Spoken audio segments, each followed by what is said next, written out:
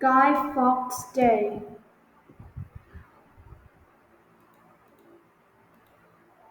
What is Bonfire Night? Remember, the 5th of November, gunpowder, treason, and plot.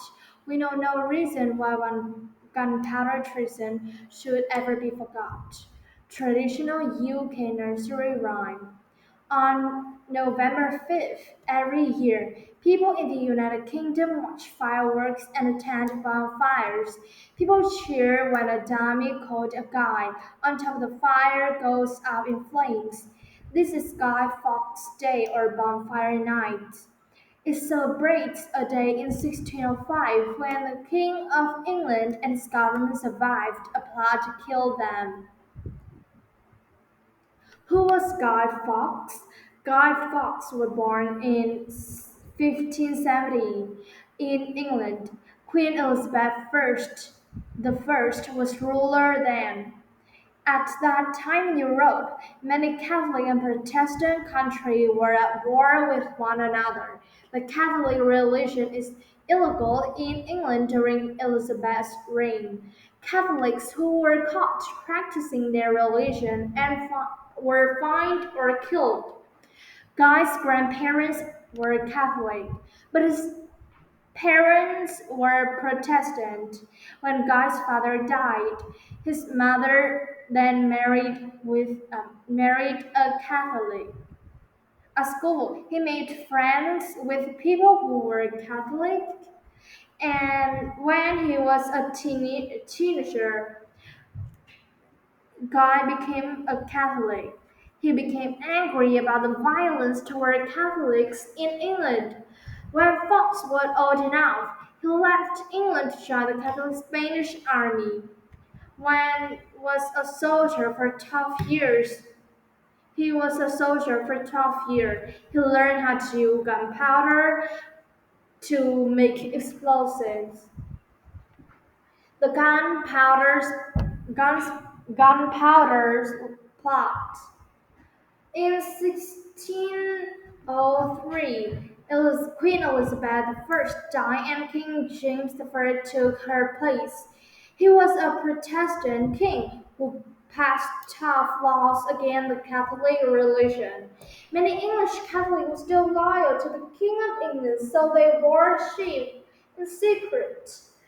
However, Fox met her other Englishmen in the Spanish army who were also angry about the king's cruelty against Catholics.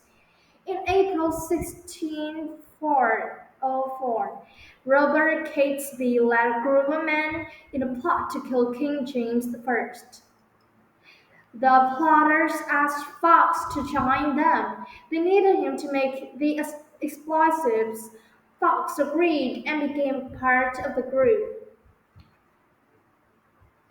In May 1604, Fox met with Catesby and other plotters in London. They swore never to reveal their plan, while women, such as Annie Fox, were part of the movement. Only men were involved in this plot. Their plot was to blow up the Parliament buildings. The king and all his government would be there. The plotters would make King James's daughter, Princess Elizabeth, queen. Elizabeth was only 9 years old. They believed that if they raised her Catholic, they could control her reign. Robert Catesby lived in a house just across the river from Parliament. The plotter bought 36 barrels of gunpowder and stored them in his house. One of the group, Thomas Percy, got a job as a royal bodyguard. He moved into a house near Parliament. He was also able to rent a cellar beneath the building of Parliament. The group used a rowboat to take the gunpowder across the river from Robert Catesby's house at night. They hid it in the cellar beneath Parliament. Guy Fawkes pretended to be Thomas Percy's servant so he could easily enter the Parliament. buildings. His job was to guard the gunpowder hidden in the basement.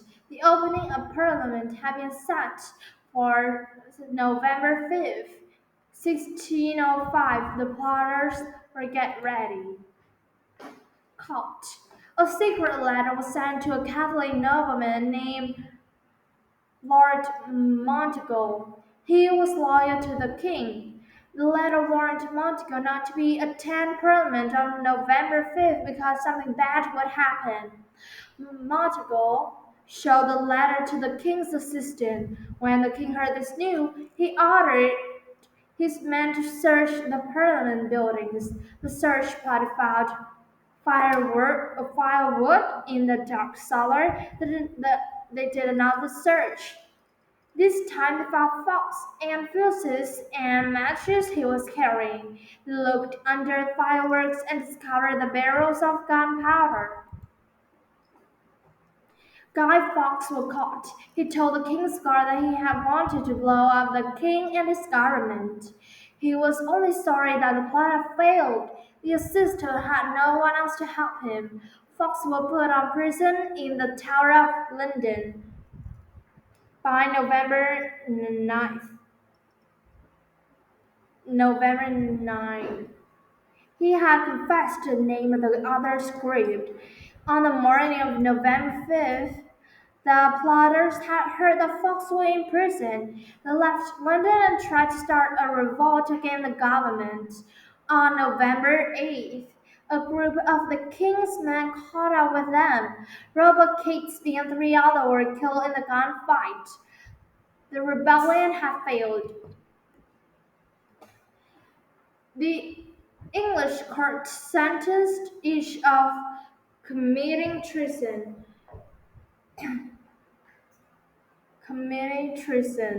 In January 1606, Guy Fawkes and three others were executed. Their punishment was a warning to anyone who might try the same. Another conspiracy. Some people believe that King's own minister may have helped the plotters. One of the King's ministers had even written the warning letter. Perhaps the government knew the plotter and had rented the basement and smuggled the gunpowder inside. Stopping the plot could have been a way to make Catholics look bad and create support for the unpopular king. There is no proof of this version of the story. However, stopping the gunpowder plot did give English people relief. Their king was saved. Parliament actually made November 5th a day of celebration. This made an unpopular king someone to celebrate instead. The legacy of the plot. The holiday was first known as Gunpowder Treason Day. In the 17th century, people rang church bells and lit bonfires to mark the day. During this time in England, people already burned dummies on bonfires. They believed that doing this would drive away evil spirits. On November 5th, people began to burn a dummy of Guy Fawkes on bonfire. In the 19th century, big firework displays and parades began. People marched to where the bonfire and firework displays were held. Now the bonfires are put on by local organizations. Conclusion. Guy Fawkes celebrates failure of gunpowder plot to kill the King of England. These events happened over 400 years ago. Today, many people in the United Kingdom still enjoy bonfire and fireworks on November 5th. Will someone see Guy Fawkes as a person who stood up for what he believed in?